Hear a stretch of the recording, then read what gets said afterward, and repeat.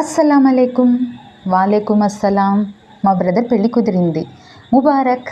పెళ్ళిలో ఎటువంటి రసం రివాజులు లేవు, ఫోటోలు లేవు, వీడియోలు లేవు. నిఖా మజీద్లో మేము అమ్మాయి వాళ్ళకి చెప్పాం షిరీక్ బిద్దత్ లేవు అని. మాషా అల్లాహ్. మరి కట్నం ఏమైనా తీసుకుంటున్నారా? అదేముంది, మేమేమి ఎక్కువ తీసుకోవట్లా, కొంచెమే, అది ఎవరిష్టం వాళ్ళది కదా.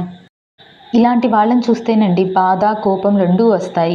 వీళ్ళన్నీ తెలుసు అంటారు, కానీ ఇలాంటి బిద్దత్ పనులు హరాం పనులు కూడా చేస్తారు.